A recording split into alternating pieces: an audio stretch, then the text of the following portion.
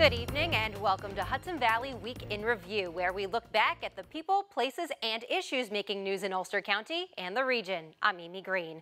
We begin tonight in Kingston, where one of the city's national historic landmarks is celebrating a milestone. The Hudson River Maritime Museum has a new exhibit on display called Lighthouses on the Hudson. It's in conjunction with the 100th anniversary of the Rondout II Lighthouse in the city. The exhibit will include models and photos of all the old facilities. Russell and Ellen Lang run the museum. They recently took some time to talk with us about the lighthouse exhibit and the history behind what they call remarkable structures.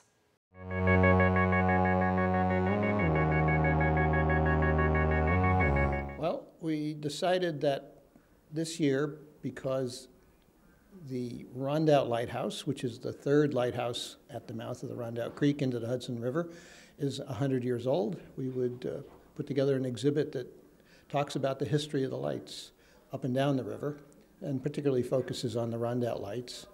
But we really like to tell the story of the entire river here. And the lights have been very important for navigation up and down the river since they were built back in the early 19th century. And since we're a maritime museum, that's a good topic for us. So we've been working for the last year to put together this exhibit on lighthouses.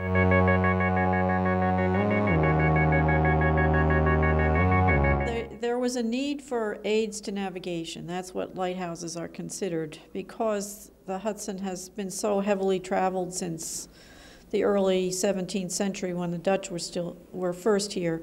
And there are a lot of tricky places in the river, dangerous places. So they started by putting torches on poles as warnings to boaters.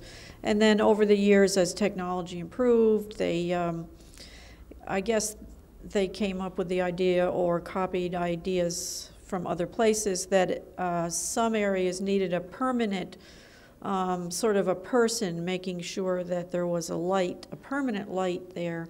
And so they started building lighthouses, but it wasn't until the 1830s that they actually built lighthouses. And that way there was a more permanent presence in the most dangerous places. And the structures were small probably at first, but they had a whole organization that built these things. That was the U.S. Lighthouse Establishment, and had different names over the years. But there was a need, not just on the Hudson River, but other places too. And so people were, hired to man these structures and to make sure there was a light every single night, and not have to worry about the vagaries of weather. If you have a torch with an actual flame, that could go out in a storm. So I think they just started from there, and then over time, every few decades, they would replace the lighthouses as bigger structures were needed, or a better method of construction, and so on. So, lighthouses have been known for centuries and centuries, and it was just a logical step, really.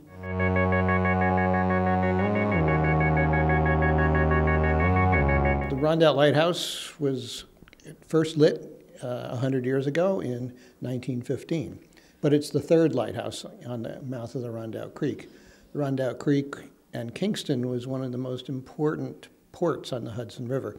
The D&H Canal came out here, and there was every day boatload after boatload of coal coming out down the canal from Pennsylvania, being transshipped onto larger barges and being towed down the river. So it was very important to mark the mouth of the Rondout Creek out into the Hudson River.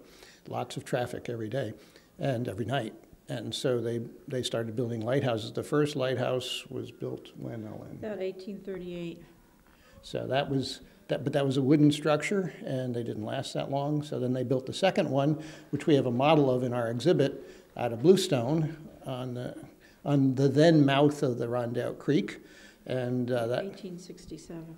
Yes, that lasted until they decided they needed one further out, because the Rondout, as time went on, as they dredged the port and as they put protective dikes out along the edge of the creek, the mouth of the Rondout was actually half a mile further out into the river. So they built the third lighthouse, and that's the one that we have today.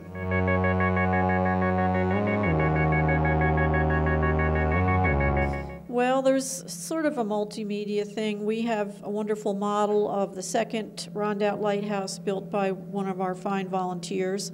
We have paintings, we have prints, and we have actual equipment that was used in some of the local lighthouses, a recording barometer from the Esopus Meadows light, a wonderful clock that was used somewhere on the Hudson River from the U.S. Lighthouse Service, lanterns, oil cans, and also some wonderful lenses, the special type of lenses that were used in lighthouses that are known as Fresnel lenses because of the type of lenses that were used after, I guess in the 18th century they started being used. Well, 19th century, actually. Invented by a Frenchman named Fresnel.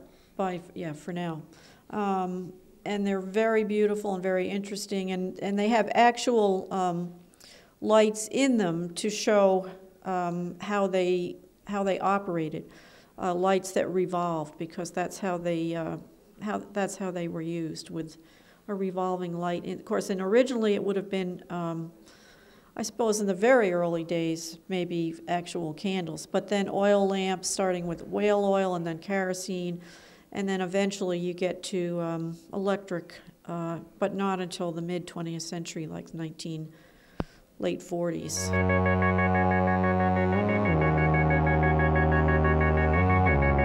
The most interesting person in the lighthouse area here is Mrs. Murdoch.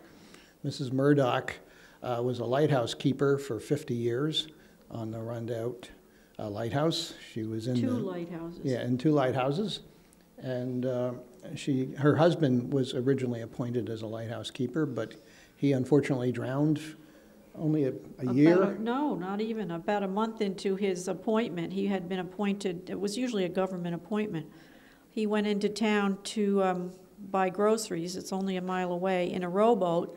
He did not return home, and the next morning they went looking for him, and the groceries were in the boat. He was floating in the creek, and no one knows exactly why. There are certain theories, but she, Mrs. Murdoch was a very sturdy person. Catherine Murdoch was her name, and she had 2 small children and was expecting a third one at the time that he died, and she was fully capable and willing to take over the position, and through friends in Kingston, was able to get a government appointment to actually be the official keeper. And she was for the 10 years in that lighthouse, which was the first more rickety lighthouse, the wooden one, and then 40 years in the second lighthouse. And then her son took over when she retired in the second lighthouse, and he went on to be the first keeper in the third lighthouse. So the 3 members of the Murdoch family had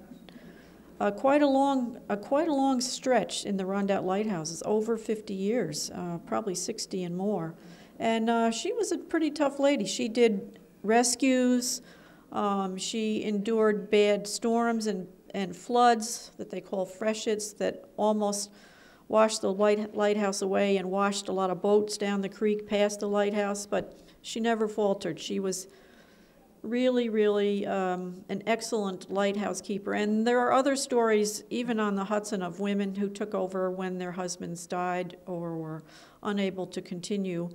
And they did a great job. And while raising families, I mean, it's amazing when you think about it. But fortunately here, you're very close to town. It's not like ocean lighthouses where you're on an island 10 miles offshore.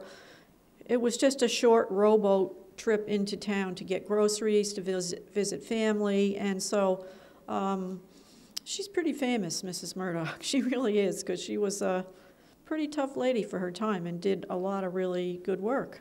One of the more interesting things that we have on exhibit is a couple of pages from her scrapbook. She kept scrapbooks about anything that was interesting to Rondout and to lighthouse keeping. And so we have stories from those days, newspaper stories from those days. We've enlarged them so people can actually read them.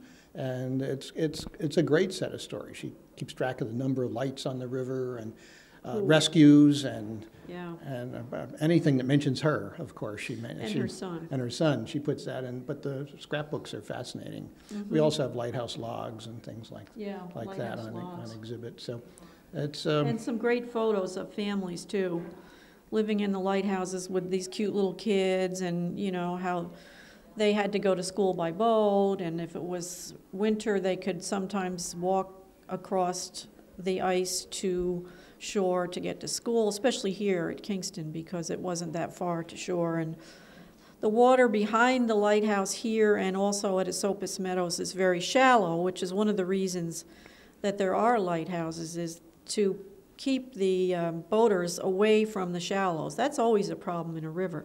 And so there were areas where in the winter it was very safe for children to ice skate because the water was a foot or less deep. When we return, more of our conversation with Russell and Ellen Lang of the Hudson River Maritime Museum. We'll be right back.